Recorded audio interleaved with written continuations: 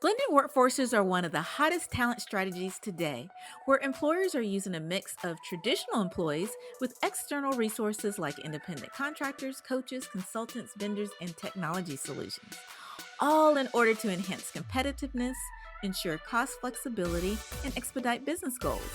But how are the successful companies infusing blended workforces into their business strategy? And what are the critical success factors and pitfalls to avoid during implementation? And on the flip side, what does it really take for suppliers to improve their chances of finding and landing contract opportunities? The devil is in the details, my friends. I'm your host, Karen Farrell Rhodes, and it's time to get smarter about blended workforces at work. Hello, my superstars. Welcome back to another episode of the Blended Workforces at Work podcast. We have a tremendous guest in store for you today who, I cannot even start to explain the impact that he and his company are making, but I'm going to at least give it a try to give you a high level overview. But then we're going to go deep in conversation with our guest, and you will not want to miss his insight. We're absolutely thrilled to feature Sam Naficy, and hopefully I didn't murder his last name, but it's Naficy. He is the chairman and CEO of Prodoscore, which is an AI-powered data intelligence technology solution that provides visibility into optimal employee productivity. I don't know how he has enough time to do all of that and still have a smile on his face, but I admire him for doing so. So welcome to the show, Sam. Thanks for having me. Good afternoon. Yeah, wonderful. Thank you so much for the gift of your time. I can't wait to learn more about the company. And the reason why I was absolutely passionate about having you on the podcast is because you touch a little bit of all three efforts of the blended workforces equation. You have your company has a technology, number one, and we know technology is part of our equation for blended workforces that helps analyze employee productivity, and employee productivity touches your full-time employees that are working at employers. And then you're also a vendor and supplier of these services to clients as well. So you have your toes dipped in all three puddles of the water there. And so we're going to be fascinated to learn more about you and the company. But before we dive deep, we always love to know just a little bit about our guests. So, for just as much as you feel comfortable, would you mind giving us a sneak peek into your life outside of work? Wow. Good question to start us off with, Karen. Thank you. Sure. Look, I don't have much of a filter, and I'm very transparent. Go Kind of, ahead. my life changed dramatically 9 years ago, and I became a widower. And Oh, sorry having for that. lost my wife and then having at the time two young children, it completely transformed my view of life Yeah, and dedicated the rest of my life to the kids. And kind of the focus changed, right? The focus of absolutely. a young Sam and his legacy was all about career driven and resume building. And now this old 52-year-old is all about the legacy we leave in our children, right? When Love I'm that. gone, no one's going to talk about my funeral, about my resume. The only Right. thing they'll talk about is the friends I had and the kids I left. So Absolutely. that to me is the evolution of Sam over the last 10 years. Oh, amazing. I'm so sorry to hear of your loss, but I do appreciate your refocus to your family and friends and how important that is in creating the legacy that you want to leave. And that's so courageous, I must say. Thank you. Thank you for sharing that. I don't have a filter either, as you'll may have already guessed my life's an open book. But thank you so much for sharing that tidbit. And that will give others hope as well who are in similar type of life-changing situations. Right. So, can we start out, Sam, by you sharing just at a very high level a little bit about your background before Prodoscore and then how you ended up becoming chairman and CEO of Prodoscore? Great. No, I appreciate that. I'm the classic immigrant story. Came to America 40 years ago, kind of a serial entrepreneur, multiple failures and setbacks like we've all had. If you've been trying hard enough, you're going to have setbacks. Yes. I was fortunate enough to start another company in 98. and that grew and did very, very well. We had a very fortunate outcome there in the SaaS space as well. It created a new category in the hospitality restaurant space, Oh, very, amazing. very similar and analogous to what we're doing at Prodoscore. I exited for a few years because of the family situation I mentioned earlier, and then kind of began my involvement with Prodoscore as an investor initially, and then been running the firm for the last 3 years. Oh, amazing. For our listeners, because I know I did not do it near justice, can you share in layman's terms exactly what Prodoscore does and how it services its clients? Great. At a high level, we're a data analytics company that captures all of the data points used by employees during their workday from all the cloud tools they're using. For example, email, CRM, telephony, chat, Slack, all the tools that an employee uses. We capture all those data points and then use AI machine learning to provide analytics around it for better productivity for them and the employer.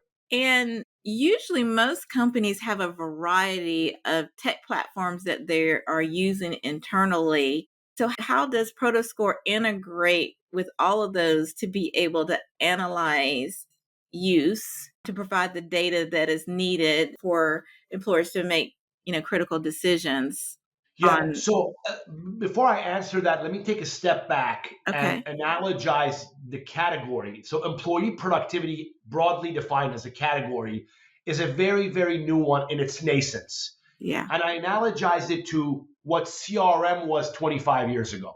It was a completely new category. Nobody had heard of it. Yeah. Salespeople would use their Excel sheets or a notepad I to remember. keep their pipeline. And when Yeah. CRM tools, and obviously Salesforce being the dominant elephant player in that space, when they came about, salespeople were mortified. Oh my God, what are you doing to Yes. me? You're Yes. micromanaging me. Leave me alone. And then as soon as they got familiar with it, they adopted it and they saw how it benefited them. And CRM became a massive category, and it's now in every single company out there, there's a CRM tool.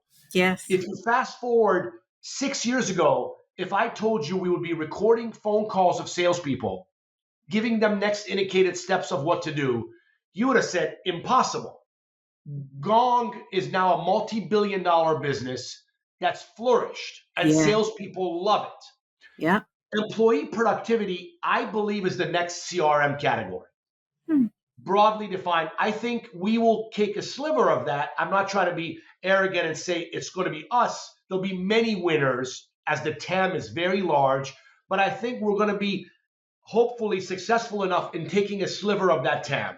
And, I remember that. I don't know if you know, but I worked for Microsoft for almost 14 years. And I remember the Excel days or the note taking days when that's how salespeople wrote their contracts and got their bag. And it was almost, they didn't take any sales skills back then because that's what was the hot thing was, Microsoft Office at the time. But once CRMs were introduced, the salespeople they did not only didn't want it, they thought it was an invasion of privacy to an extent. And I'm curious, do you ever get something similar with Prodoscore when you first introduce it into companies that employees are a little aghast about getting tracked as that? Absolutely. Yeah. So, our biggest objection has always been culture. What will my employees think of this? And it was pronounced 3 years ago, a lot less 2 years ago, a lot less now. And part of it is because we're one of the few, if not the only one, that is very employee centric. So the employee gets their own dashboard in Prodoscore. They see how they're doing vis-a-vis their peers in their own in their own team. So we're not some kind of a punitive software that is measuring your mouse clicks, your URLs, your keystrokes, none of that. Yeah. We're only capturing activity around your email address. And how do you recommend employers and employees use this data? I mean, for what type of change? What would be the ROI for them? So I can spend the next 2 hours on ROI, but I'll give you a couple of examples. Okay, fair So enough. we capture all the data points that come in, Okay. and as our baseline, provide a score. So we say Sam is a 60, John is a 50, Jeff is a 70, and in the exact same role. So we're only comparing people that are within the exact same role: sales with sales, operations with operations, accounting with accounting, marketing with marketing. And it allows at a base level to say, how is Sam doing? Can I compete with Sam? How can I improve to be the next Sam? Or if Mm. Sam is aspiring to be an 80, what can he do to be an 80? There's a gamification in there. What can I do to improve? Do I send more proposals? Do I spend some more time on LinkedIn, on Salesforce? Do I make some more outbound calls? If you're a developer, do I write more code? If you're using Jira or GitHub. So at a base level, it creates this kind of a comparison between your cohorts. A quick question. Is it ever used or is the intent ever to use that data to feed back into performance and compensation? So we provide the feedback to the employee and the employer. And one of the beauties has been, I talk about this a lot, 360 reviews Yeah. historically have been very, very subjective. You and I go to dinner last night. I'm reviewing you today. You're a 5. You get a bonus. You get a raise, right? There's Right. been what we have espoused to and say, if you have something like Prodoscore that shows all of the metrics, there's now some objectivity to that review. Here are your metrics. This is what you've done. This is the goals you reached. Because of that, you get the bonus and the raise. And most importantly, employees feel validated because it's something that's substantive that they could actually look at. And even if they did not get the raise, what can they do to get the raise, to get the promotion? So it's a great tool, win-win for both the employee and the employer. Gotcha. And how do you who's your target market within companies to approach for this type of solution? Is it the CTO, CHRO, CEO, all of the above? Who's your Yeah, the buyers tend to be the C-suite. The C-suite wants to be, and for different reasons, right? They want to increase productivity, they want to improve retention, reduce burnout. Maybe it's a hybrid workforce. They right? want to be able to give the flexibility to the employees, but have some accountability. So, one of our largest clients is the state of New York, the Metropolitan Transit Authority of the state of New York. And their thesis was our employees want to be able to have the flexibility to be remote. And the MTA asked for accountability. What can we do to make them accountable? And they had a large RFP process, and we were fortunate enough to win it. Every employee of the MTA now is on the platform. Wow. And guess what? They're able to be remote and fully function. So they got what they wanted in the flexibility of being remote, not having to drive to Manhattan or minimize the drive. And the MTA got their accountability they were seeking by having that tool in place. Oh, that's amazing. Yeah, so Absolutely I'll give amazing. you one more use case because it is illustrative. One of the largest law firms in the country came to us and they wanted accountability on the lawyers, paralegals, associates, and they initially did a small trial, and now over 5,000 of their employees are on the platform. Wow, that is amazing. Yeah, And that's important, especially when the way they bill, right? They need everybody on firing on all cylinders as much as correct, possible. So correct. that is amazing. Is a technology that the employer purchases and it's a per seat cost? Is it a typical Exactly, SaaS? Karen. Yeah, it's Okay. a the employer purchases. It's a per seat per license. It's very easy to deploy because we deploy from the Azure Marketplace or the Google Marketplace based on the company domain. It's authenticated within 15, 20 minutes. And again, the employees fully notified. They get their own dashboard to look at. The managers get their own. It's very hierarchical. So you see your own peers. The manager sees his team, and then the C-suite sees everybody. Gosh, I love that. I can see, being a organizational effectiveness strategist, I can see so many ways it could be leveraged for good organization. Just it's, my head is kind of spinning, thinking of all the possibilities. Um, so it seems you've done a great job of describing it in easy to understand language. What do you see as the next evolution of Prodoscore? What is your So short term plans? what we're imminently launching is a full AI large language model platform that then begins giving next indicated actions to the employee Mm. and the so Sam, what should Sam do to improve? So when I come in the morning, there's an AI driven mechanism and tool that gives me my day and what I should do to improve to get to the next level. It gives my manager coaching suggestions for Sam. Here's what Sam could do to improve. He should spend some more time on Salesforce, more outbound calls, more LinkedIn, send some more proposals. He should do a couple of more demos a day. So all of that, what happened to Karen was a lot of our customers came back and said, you're providing us unbelievable data. I'm bombarded. I can't filter through all this. So what we've done now is kind of have curated what I call small language models, kind of specific to industries that provide the next indicated action to both the employee and the employer. Gosh, that's powerful. It's That's really cool absolutely stuff. powerful. Really cool stuff.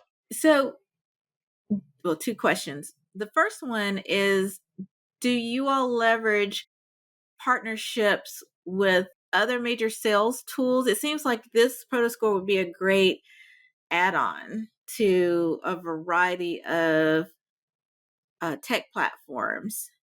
Do you all use partnerships to help expand utilization or expand your markets? Or do you kind of tackle We that on your do. own?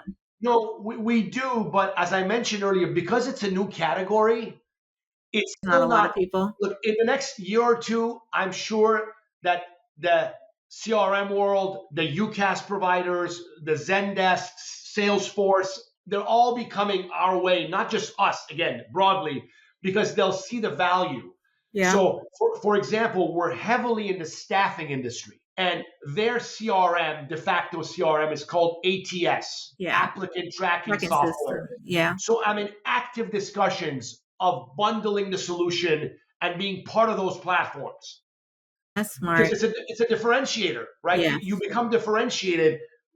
There are a multitude of ATSs out there in staffing, and they're pretty commoditized now. Yeah. How could they differentiate by having a Prodoscore embedded? You become an entirely different product.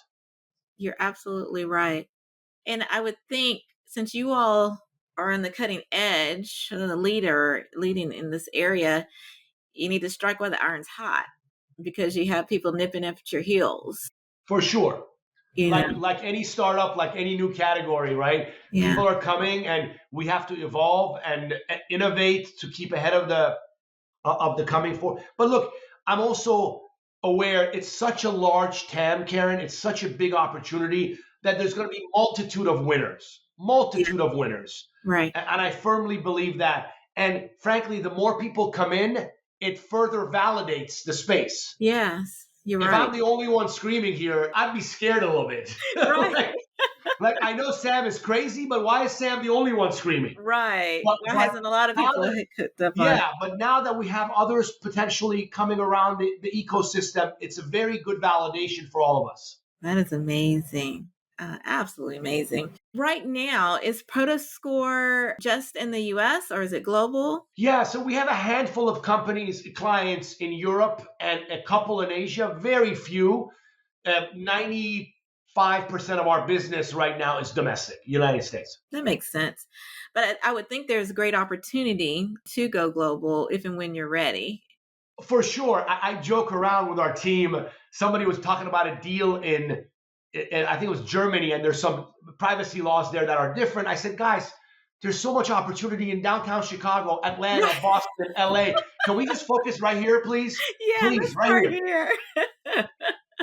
Where it's a lot easier, Yeah. right? Yeah, that is true. That is so true. So, what is there additional about Prodoscore that I did not ask that I should have asked that is important for folks to know?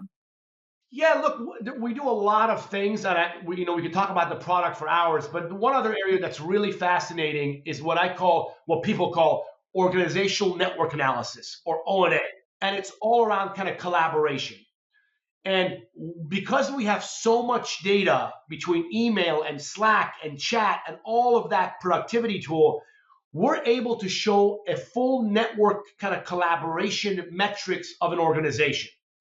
So, for example, historically, when companies have rifts or they want to let go of a group of people, let's say they fire Sam.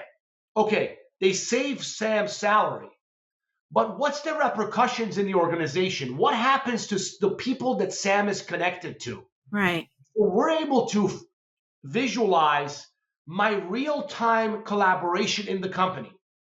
And who is Sam emailing? Who is Sam communicating to? When Sam is terminated, what's the ripple effect? If Sam is burnt out, if Sam is tired and needs 2 days off. So we're able to show real time the connections of managers, employees, the C suite.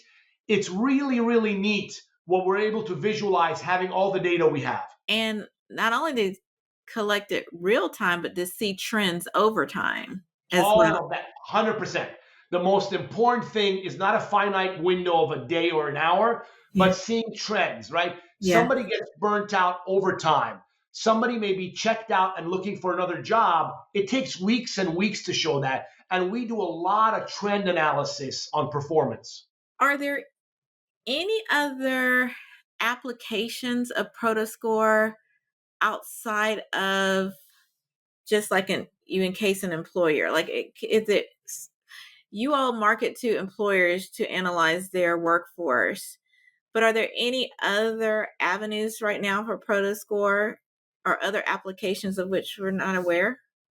Yeah, look, productivity could be for any type of any person in the world, depending on. But one area that it's not the right fit for us because we have such a large TAM, but it's Yeah. interesting to ruminate because I have 2 children and my kids are college age now. Yeah. But imagine if a parent could pay a license fee per child to Yeah. show productivity. Let's say my daughter is at BU or my son is at Michigan. Imagine if I had every productivity metric on the students at Michigan and I knew what the seniors did to do well, what the juniors did to do well. My son being a sophomore, he could replicate that. Yeah. They Yeah. studied for 4 hours a day. They went to the library. Remember, all their books are now digital. Right. There's no more books in their hands anymore. Yeah. So I could see their book reading. We could see all their homeworks being submitted, all the metrics around academic productivity. Yeah. It's That's where something I that was might, going. Because, yeah, with the schools, it's hard for teachers to really analyze where the students could use the extra help without, completely, because they're not there 24/7 over their shoulders. completely. And I don't know if the school systems would have the funding to afford you, but it Correct. seemed like some great insights on customized skill building. Yeah. Look, we call it a blueprint for success, I love right? It could be an employee at a large technology company, or it could be a freshman at a university that's getting just started. Yeah. Imagine if that freshman kid had a blueprint for success of what the sophomore did, junior did, and senior did. Yeah. And guess what the outcome was? The kid graduated with a 3.5 GPA. Insane, amazing. That what a way to boost their college career if they have a Exactly. blueprint of knowing exactly Exactly. what to do that has worked for a large amount of people and did it. Exactly. Yeah. Wow. Gosh, I'm just flabbergasted, Sam. I could talk to you all day, but I know we're running short of time. But before we let you go, we have to always ask you our signature question. As you know, I wrote a book on leadership execution, and no matter where you work in today's world of work, you're going to have to be, a strong individual leader to be successful. And out of our research came 7 main tactics that all exemplary leaders execute. And we always ask our guests which of the 7 really resonate with you. And you were so kind to share leading with strategic decision making really resonates. And for my new listeners out there, strategic decision making is just what it sounds like. It's really the ability to make good decisions yourself or lead a good decision making process with your team or workers that you're working with in order to meet your top strategic goals and priorities. So curious minds would love to know, Sam, why does strategic decision making really pop for you as being important? It's a great question. And I've thought about it in preparing for this. The one thing, I think it depends on the size of the organization. The reason it resonated with me was because I've always been in the startup to middle market size company. And to me, it's critical when I give advice to younger CEOs or I sit on boards is laser like focus. Yeah. That strategic kind of decisive, strategic decision making is critical, that you're not convoluted. You're not all over the place. It's Right. really important. Just like we just talked about, right? We could be talking about schools and education with Prodoscore. We're not. We're laser like focused on what we're good at, what we know can be done. A lot of young startup CEOs are throwing everything to the wall and see what The sticks, sticks, right. versus being strategic, as you say in your book, and focused on something that's working. Let's double down on that, Yeah. fine tune it, improve it, focus on it. So I think that's a big area of my focus throughout my career. I love that. And obviously one of your keys to success, because you've been doing fantastic work. Thank you. Well, thank you so much again, Sam, for being on the show. We'll have your bio and links to Prodoscore's website and everything, a lot of other resources in the show notes. But we love to give airtime to our guests to also share. So can you share where they can find you and the company? Absolutely. Thank you. It's prodoscore.com, productivity, prodoscore.com. My email is sam@prodoscore.com. Feel free to reach me directly as well. All the information about the company, what we do, how we do it is on the website. Fantastic. All right. Well, thank you once again, Sam, for joining us. You have been a tremendous guest, and now you're a friend for life. You just don't know it. I love it. Thank you so much for having me. I really appreciate it, Karen. Thank you. Oh, wonderful. And thank you to listeners for the gift of your time as well. We know that there are literally millions of other podcasts out there you could be listening to, and we don't take your patronage lightly. We do encourage you to like and subscribe to the podcast, and also please share it with just one friend, because by doing so, we all can get smarter about blended workforces at work. Thanks a ton, and see you next week. Well, that's our show for today. Thank you again for listening to the Blended Workforces at Work podcast. You can check out the show notes, additional episodes, bonus resources, and also submit guest recommendations on our website at blendedworkforcesatwork.com. You can also follow me on Twitter, LinkedIn, Instagram, or YouTube by searching for the name Karen Rhodes, with Karen being spelled Karan. And if you like the show, the greatest gift you can give would be to subscribe and leave a rating on your favorite podcast platform of choice. This podcast has been a production of Shockingly Different Leadership, a global consultancy which helps organizations execute their people, talent development, and organizational effectiveness initiatives on an on-demand, contract, fractional, or project basis. Huge thanks to the SDL production and editing team for a job well done. Bye for now.